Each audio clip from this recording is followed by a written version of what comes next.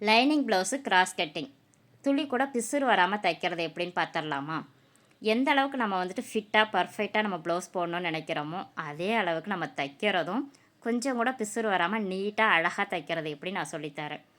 First வந்துட்டு நம்மளுடைய நல்ல துணி ப்ளவுஸ் துணி எடுத்துக்கிட்டு நல்ல பக்கமும் போட்டுக்கிட்டு ராங் சைடில் நம்ம ஸ்டோல்டரை ஃபஸ்ட்டு பிடிச்சி எடுத்துக்கலாம். எப்போவுமே வந்துட்டு லைனிங் துணியும் நல்ல துணி ஒன்று சேர்ந்து தான் நம்ம வந்துட்டு ஸ்டோல்டரை பிடிப்போம். ஆனால் இந்த ப்ளவுஸில் வந்துட்டு அப்படி கிடையாது. நம்ம நல்ல துணியை ஃபஸ்ட்டு ஸ்டோல்டரை பிடிச்சி நம்ம தனியாக எடுத்து வச்சுக்கலாம். அடுத்தது லைனிங் துணியுமே அப்படி தான் தனியாகவே நம்ம ஸ்டோல்டரை பிடிச்சி எடுத்துக்கலாம். நல்ல துணியை தனியாக ஸ்டோல்டரும் லைனிங் துணி ஸ்டோல்டரை தனியாகவும் தனித்தனியாக பிடிச்சி நம்ம ரெடி பண்ணி எடுத்துக்கலாம். நான் வந்துட்டு சாரியோடைய ஒரு 2 இன்ச்சு அளவு கட் பண்ணி ஒரு பைப்பிங் மாடலில் இந்த ப்ளவுஸும் மாடல் தைச்சிருக்கேன். அதனால் வந்துட்டு நல்ல துணியில் நான் அந்த டிசைன் எல்லாமே நான் தைச்சி ரெடி பண்ணி கரெக்டாக எடுத்து வச்சுக்கிட்டேன். இது போல் நான் எடுத்து வச்சுக்கிட்டேன். ஃபஸ்ட்டு நல்ல துணியை கீழே போட்டுக்கிட்டு லைனிங் துணியை நம்ம மேலே போட்டுக்கலாம். ராங் சைடு தான் நம்ம மேலே இருக்கணும். ஸ்டோல்டர் நம்ம பிடிச்ச ராங் சைடு மேல் பகுதியில் இருக்கணும், நல்ல பகுதி உள்ளே இருக்கணும். அப்படியே நம்ம ஒரு தையல் போட்டுக்கலாம். நம்ம வந்துட்டு தையல் போடும்பொழுதும் லைனிங்கை மட்டும் கொஞ்சம் லைட்டாக இழுத்து பிடிச்சிக்கிட்டு நல்ல துணியை வந்துட்டு நம்ம அப்படியே மிஷின் போக்கிலே விட்டுருவோம்.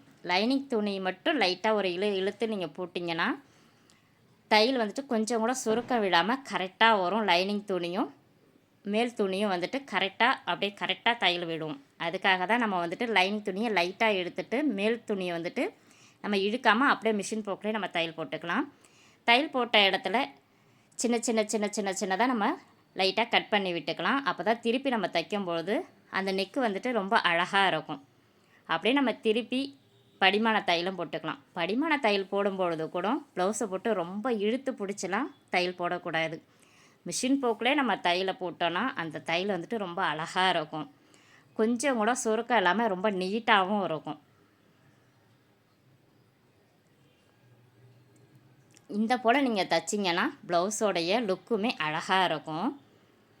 இப்போ நீங்கள் திருப்பி பார்த்தீங்கன்னா ஸ்டோல்டருக்குள்ளேயுமே கொஞ்சம் கூட பிசுறு இருக்காது. நான் தைச்சிருக்கிற மாடல் ப்ளவுஸு உள்ளே எல்லா பிசுறுமே போயிருக்கும். மேலே பார்த்தீங்கன்னா ஒரு பிசுறு கூட இருக்காது. சில பேருக்கெலாம் ப்ளவுஸ் போடும்போது குத்துதுன்னு சொல்லுவாங்க. சில சாரீலாம் சில ப்ளவுஸு குத்தாக தான் செய்யுது. இந்த மாதிரி நீங்கள் தைச்சிங்கன்னா ஓவர்லாக் போடுற பிரச்சனையும் இருக்காது. அதே சமயம் ப்ளவுஸும் குத்தாது. பார்க்குறதுக்கும் ரொம்ப நீட்டாக அழகாக இருக்கும். நம்ம போடுற ப்ளவுஸு அழகாக இருக்கும். அதே சமயம் நம்ம தைக்கிற ப்ளவுஸுமே பார்க்குறதுக்கு ரொம்ப அழகாக இருக்கணும். இந்த மெத்தடில் நீங்களும் ட்ரை பண்ணி பாருங்கள்.